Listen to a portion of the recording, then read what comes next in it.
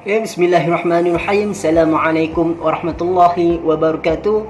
Okay, pertama-tama sekali saya ingin mengucapkan jutaan terima kasih kepada Encik Daeng Zairi bin Ma'aruf kerana telah mengajar saya selama 14 minggu dalam kursus Bahasa Melayu dalam pengurusan pejabat ini. Dan saya Hazrul Naim bin Hashim, nombor matrik A175445, Fakulti Pengajian Islam, tahun 2, semester 2, sesi 2020-2021, akan membuat video berkaitan refleksi terhadap kursus LMCR 3202 Bahasa Melayu dalam pengurusan pejabat.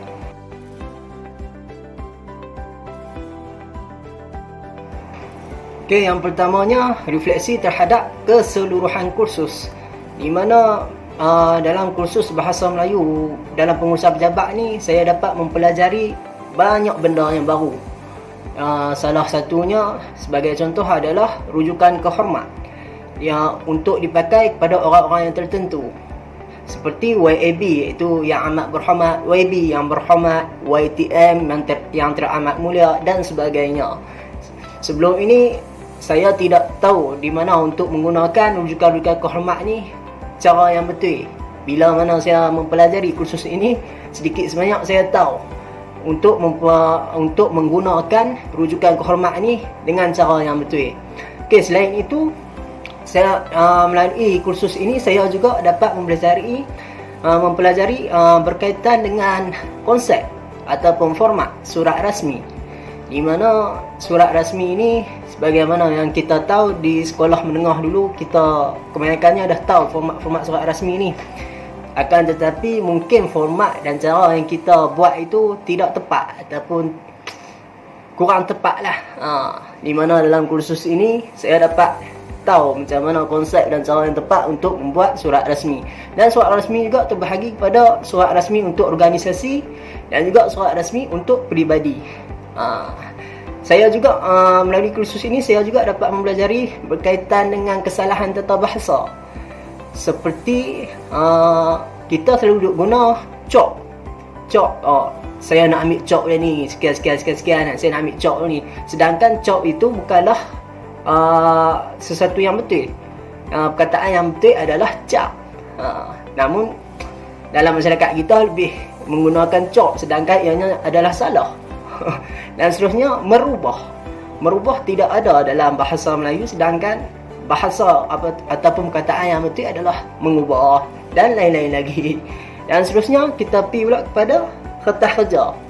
Kertas kerja untuk membuat program adalah sesuatu perkara yang penting, kerana format kertas kerja untuk program ini sering digunakan oleh para pelajar dalam membuat kertas kerja untuk melaksanakan program-program besar maupun program-program yang kecil.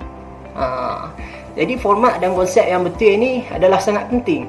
Sekiranya kertas kerja yang kita buat itu tidak menepati format ataupun tidak menepati konsep, setengahnya mungkin akan diterima, namun konsep tidak betul lah. Jadi melalui kursus ini saya dapat mempelajari konsep yang betul dalam membuat kertas kerja untuk membuat program. Dan selain itu juga saya dapat mempelajari berkaitan dengan apakah itu memo, di mana memo ini adalah singkatan daripada memorandum, dan juga laporan.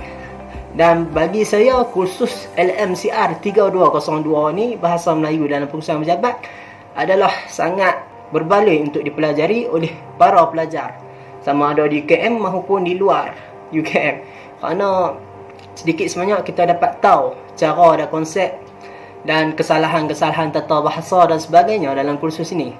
Dan kursus ini adalah sangat penting untuk para pelajar, dan saya sangat bersetuju kursus ini dikekalkan dalam citra di UKM, supaya pelajar-pelajar yang akan datang dapat mempelajari kursus ini.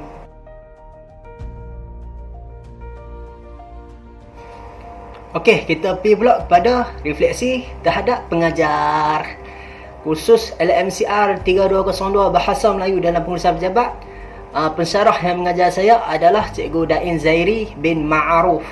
Pada saya, Cikgu Daeng ini dia merupakan cikgu yang amat baik dalam mengajar kursus ini, kerana kalau dalam Google Meet tu Cikgu Daeng banyak menggunakan komunikasi dua hala.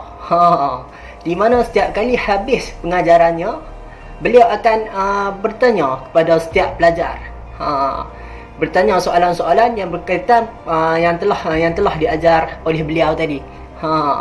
Dengan sedikit sebanyak, cara ini akan membuat para pelajar lebih menarik, akan menarik perhatian para pelajar untuk lebih menumpukan dalam kelas beliau.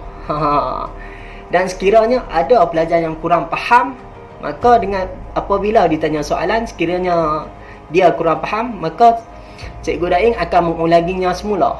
Dengan cara ni, pelajar-pelajar yang telah faham akan lebih faham, dan pelajar yang kurang faham tadi akan memahami tentang pengajarannya.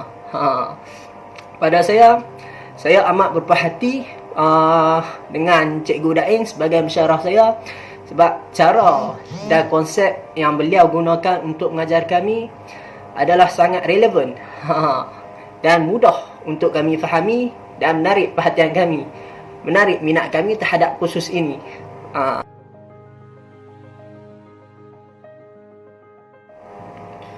Okey, yang terakhirnya refleksi terhadap kemudahan sesi PDP.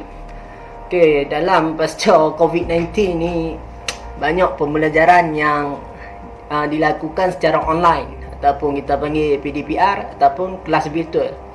Dan dalam kelas virtual, Cikgu Daeng menggunakan platform Google Meet untuk mengajar para pelajar.